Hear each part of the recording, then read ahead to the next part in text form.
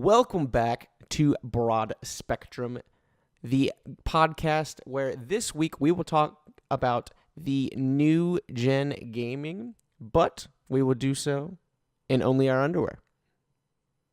I'm Cav. And I'm Pope. Let's get to it. Now, I like Let's Get It On a lot more because that reminds me of MXC, and I miss MXC. All right, go ahead. You start her off. Last week we left off on breaking the gap between, the previous generation of gaming versus, mobile, handheld, PS4, Xbox One, and PC. All right. VR and AR. So I guess continuation this week, I guess, from where we left off last week would be moving into the era of Xbox One and Xbox One X and PS4, PS4 Pro, etc., etc. I guess seeing if you guys do remember last week's show, we talked about how there was the great crash of video games in the 80s, and then in the 90s, video gaming started to pick back up and move on from there. So seeing where we were in the 90s and then seeing where we are today, as where some consoles these days have the ability. Well, I mean, not some consoles these days do have the ability to run 60 frames per second on certain games. And just so everyone knows, console people are extremely proud of that. Yeah, from 30 to 60? Yeah, so they finally moved. Even though it's not true 60 at all. Yeah, it's not a steady 60. You might get 60 in a load screen, but people are excited these days about that. I wish I could say that I was all about the Xbox One. I kind of was for a while. The first Xbox One I had, actually, when did those even come out? They came out, 2015? The original Xbox One came out in 2013. The only reason I remember that is because I was a freshman in college, and I sat outside a Target for 4.5. I got there at 4 a.m., and actually that's how I met Brett, the guy that I work with now. Okay, gotcha. Yeah. So I guess I did get that, and I played Battlefield 4, which was a great game, which was one of those large games, like I said. How we started to where when people would try to tether their systems together, they would end up more crashing their game than being able to play together. That was one of those games that could have anywhere from if you wanted 10 people in a lobby up to 64 up to 64 versus 64 other people. So that was a great game to start with. Another game that I played a lot on Xbox One was Destiny. D1, the classic, the better one of the two. And then back in its heyday when it first released, I used to play the shit out of Battlefront, Star Wars Battlefront. Yeah. That was an amazing game until I feel too many kids and people were complaining. They took it from a skill-based game to just let's make it for children, and it just absolutely ruined it for me. So I've never played it since. Okay, I think the funniest part for me out of all of this new gen stuff was actually the day that the Xbox One was released. I remember bringing it home. I had to wait a couple hours to get it set up because I had school and they wouldn't let me put it on Wi-Fi, so we had to hardwire it. And when I had to hardwire it, they had to authorize that it wasn't someone trying to steal their internet, even though it sucked. And I was always stuck on the setting where I literally wasn't allowed to play with anyone. And on top of that, my load times for any game at that point in time were so long that it felt like I was playing League of Legends and Challenger. Or I guess if you guys don't understand what that means, literally had 15 to 20 minute wait times for a game. It's great. Yeah, it sounds pretty terrible. Oh, what are you telling me? I'm the one that had to sit there. But I also had I worked at Best Buy for a little bit, and when I was there, I had a PS4, and the cool part about that was we had a partnered plan where I was able to get new games for $5. So the day that Fallout 4 came out, got that for $5. The day that Battlefront came out, I got that for $5. I didn't pay the full price, and it was so amazing because Sony had their partner plan with Best Buy, and it was great. Yeah, it sounds pretty cool. I knew a guy when I was in the military. He worked at Best Buy before he came into the military, and when he joined, he never quit. He Yeah, just simply took a leave of absence. So he always had his discount. Best Buy, yeah, his discount.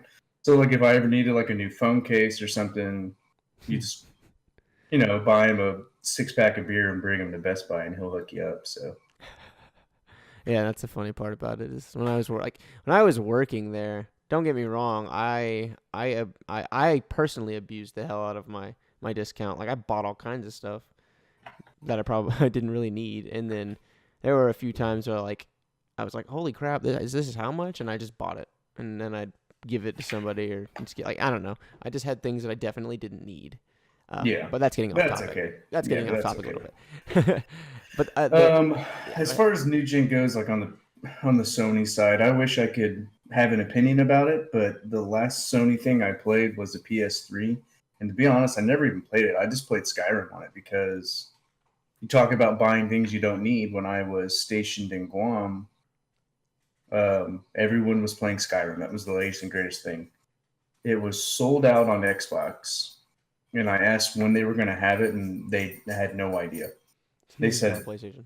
they said anywhere from 45 to 60 days. And I was like, oh, all right, I'm not going to wait, 6 to 8 weeks. So I'm going to go ahead and Just buy a new console. I just bought a PS3 and I bought Skyrim on that. And I don't know, I mean, maybe it's because I played Xbox for so long, but I just I didn't enjoy the menu. I didn't like the way the console It's yeah, interacted with it's a you. It's, completely different feel. I understand that.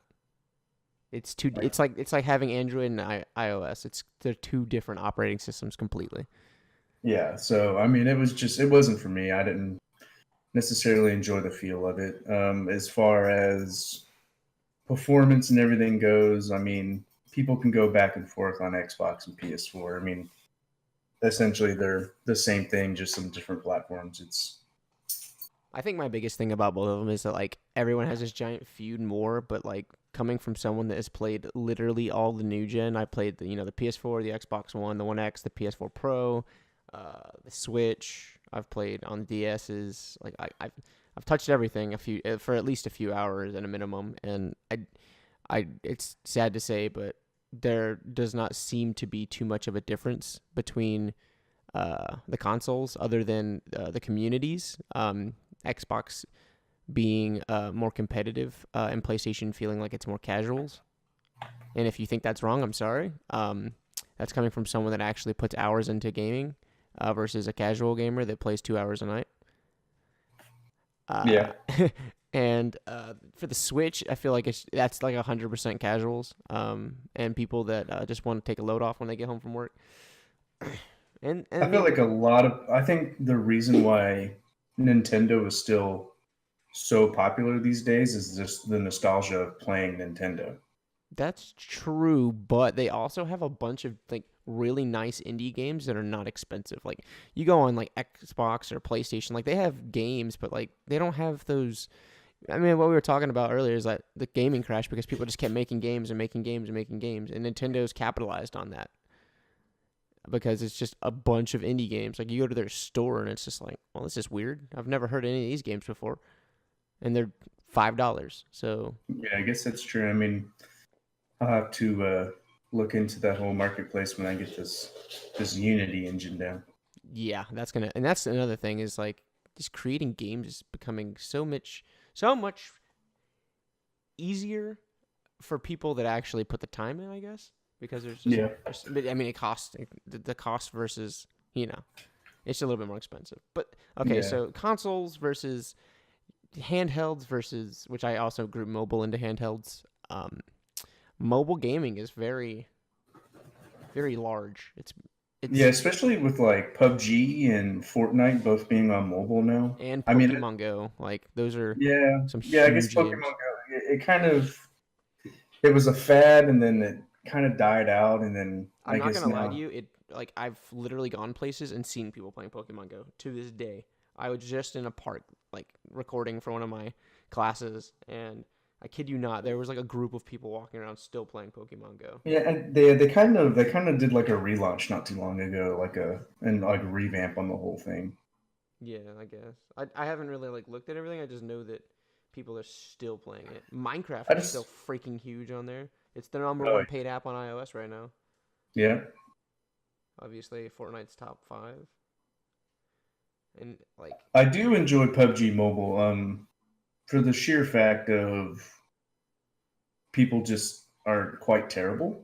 yeah, And usually when I play a PUBG game on mobile, if I don't get top five, it's weird for me. Like I've gotten so many uh, chicken dinners on PUBG Mobile, it's not even funny. And then most rounds, I usually get around anywhere between 10 to 17 kills. So, that's pretty crazy. And then you and play on it's PC, and it's then it's completely different.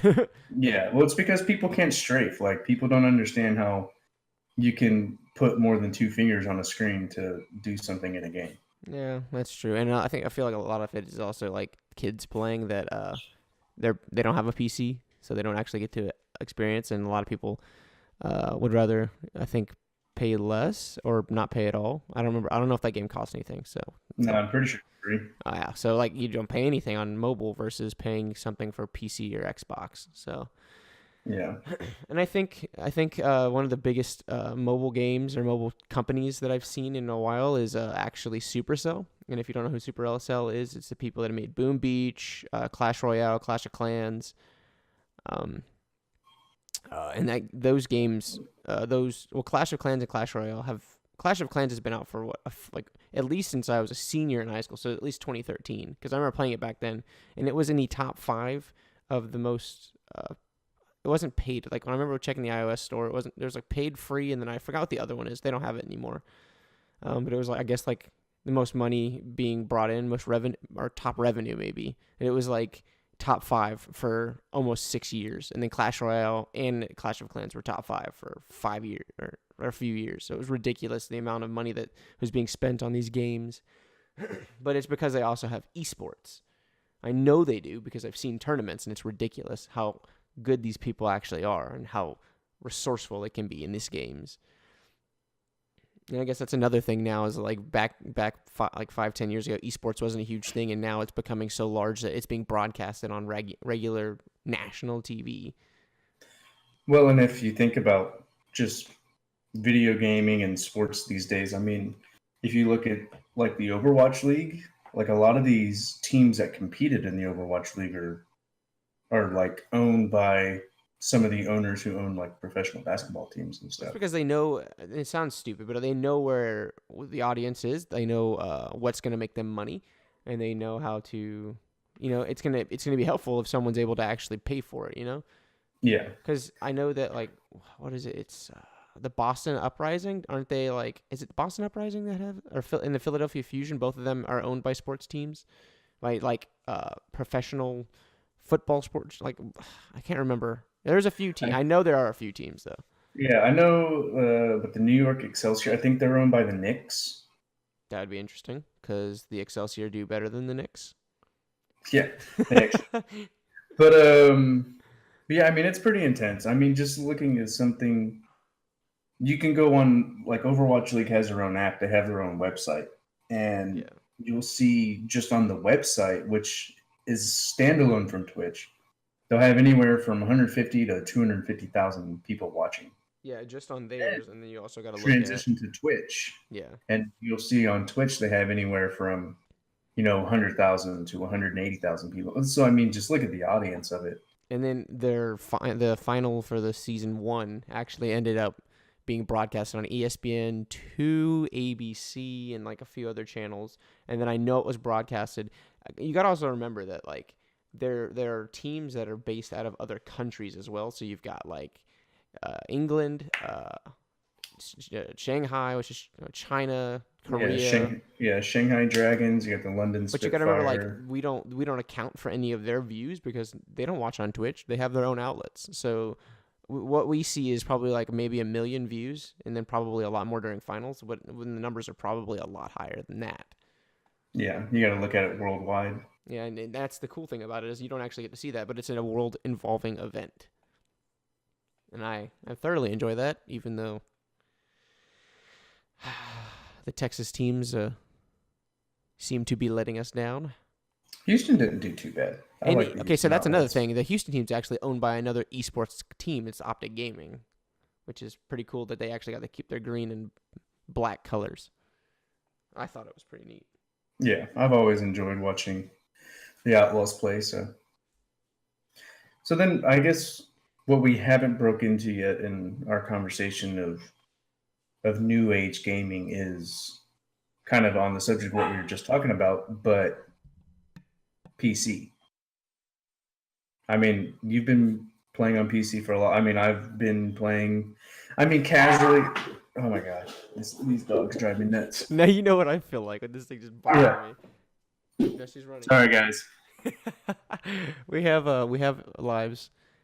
All right, with PC gaming. So I guess I started in 2011, Yeah. and that was when I was playing WoW. But like all I played was WoW, and I had some super crappy computer that when I actually started playing WoW, it eventually crashed my computer to where when I was deployed, I had to go out and buy a new one. So I went out and bought the latest and greatest. Jesus, hang on a second, dude. Life of a dog owner. Started in 2011 playing WoW. WoW ended up crashing the original PC that I had. It was a Dell laptop that my parents gave me for graduation. So it wasn't the greatest, but it lasted me until then. When I was deployed, WoW crashed that laptop, so I went and bought the latest and greatest Toshiba laptop, which, like, I mean, in its heyday, you know, it was pretty sweet.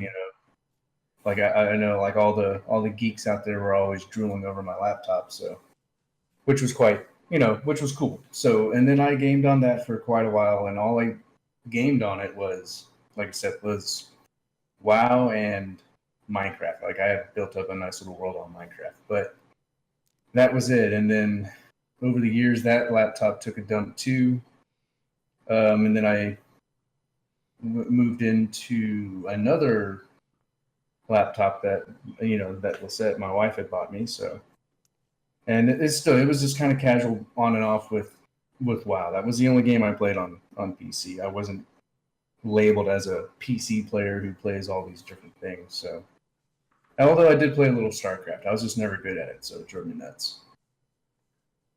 And then fast forward to last year, about this time of year, I think it was September. That's when I bought my first, desktop, and I was actually built for gaming. And I mean, ever since then, I mean, anything and everything I play, anything from first-person shooters to WoW to Overwatch to when we used to play Escape from Tarkov, when we played Imperion. I mean, I still play it, but Yeah, I haven't gotten on that game in so long. yeah, Fortnite. I mean, there's this PUBG. You have so many things that, and if you look at it in the last year that I've played, what's kind of crazy is I never thought that I would be a decent PC gamer, but it actually turns out that Yeah, I'm not bad. you just gotta freaking get into it, and that's the thing for me is like, I had a PC since what was it 24? I built my first PC 2014, I think, and maybe it's 2015. But I didn't even like start using my PC for gaming, like hardcore gaming, until what, like a little bit over a year ago, maybe 2 years ago. And even then, it was just like I felt like I still played I played Xbox considerably amount or considerably more than I played PC. And looking back on it, I was like I felt like it was such a waste of time. Yeah, see, once I bought my PC, I literally never went back to my Xbox. Yeah, my Xbox sits in my living room, and it's some way to use it as a Blu-ray device. That's all it Yeah, is. my Xbox, well, my personal Xbox that I used for gaming just sits in its box in my On TV stand because I bought Lisette one of the Xbox, the slim ones, the smaller yeah, the ones. One So S. there you go, the S. And I bought her one of Sleepless those, nights. and it sits in the living room, and that's how we stream. It's you want to watch Netflix? There you go. Turn on the Xbox. That's all it's for. Yeah, I mean, it's a pretty expensive box, but I mean, don't get me Yeah. wrong, it's I mean, kids come over, like nephews, nieces, and stuff, and everyone wants to play games, but it's like, I don't even have games anymore like that. I got the Halo Collection Edition. You want to play Halo 1, 2, or 3? Right. I mean, it's like I could set up my Xbox, but it's been in a Yeah. box for close to a year, so I don't even know how long it would take to update. I mean, I just leave mine sitting. I have it plugged in, so every time I turn it on and watch YouTube, that's about it. Yeah. I mean, once I get my office more up to par and, get everything in here the way I want, because I want to get a TV. So I'll throw a TV in here, and then at that point, I'll unpack my Xbox finally. Well, I mean, I guess it's not gonna be that bad. But so have you played any VR games? I have not, so I can't really touch on that topic. Although VR is like a step ahead of where we're going. No, I haven't. I mean, my PC is VR capable, but Yeah, same. I haven't, taken the endeavor of buying like an Oculus headset or anything like that. I mean, I think it would be pretty sweet and all. Oh yeah, for sure, 100%, 1,000%. Yesterday. I mean, I just don't know how it would work. Do you just start the 3D game on your computer and you throw a headset on that's linked to your tower, or how does that work? Yeah, it's a little headset device that you connect to it, and then a lot of them have sensors, so they can actually like do like more of a motion, so they can see where you're moving to and whatnot. Gotcha. Yeah, it's not. It's a pretty ingenious idea that has been available for a very long time. Let's put it like that. Yeah. I mean, it's definitely something I will check out. It's just, I don't know. Things like that seem to, I don't know. I've just seen too many funny videos of people sitting in stores trying out No, the VR VR, yeah. headsets and falling over and shit. The So, people that can't do VR properly. yeah. Like they're trying to walk and run and they're falling. And Or they get scared. Those are my favorite. yeah, those are great. But, I mean, it'll be something I'll try and, in the future. But Yeah. Well, I mean, it's not gonna be cheap. It's a price tag, so. yeah, I mean, that's just everything. Everything that's latest and greatest is, you're going to pay for it. So, All right. Well, I think that about covers majority of what we were going to talk about. But if we missed anything or you guys have any questions or want us to talk about anything further, we'd be glad to do so. Just make sure you comment below if you're listening to us on anything other than Facebook or YouTube, or you can't comment. Make sure you go to our Facebook page or our Twitters, which will be in the descriptions, I believe, and just and add us. yeah, and be sure to like our page. And then if you turn on the notifications of our page, you'll be up to date with it. You'll know When we what's going record, when we on go day to day. live. Yeah, when we record, when everything's going to go live, when it is live, et cetera, et cetera. So like the page. Same thing on Facebook, on YouTube. I mean, hit that subscribe button. Push that little bell icon. Get all the Yep. And updates. last week we hit over 1,100 views on our videos. And that was So when we started checking it today, so it could be more. exactly. So thanks always for the continued support on everything. And if you're enjoying the show, let us know. If you're not enjoying the show, then let us know what we can do different and what we can, maybe we're not talking about what you want us to talk about or what you're interested in. You gotta drop that comment in for us. That way, we can tailor our shows to, fit our current audience. So And if you've made it this far, at least comment below saying hashtag this is BS. Because there you go. that's a good one. We're going to start doing stuff like that every week just because we'd love to see who's made it. Anyway, thanks for listening. We hope you enjoyed. I'm Cav. And I'm Pope. And this was Broad Spectrum. Thanks, guys.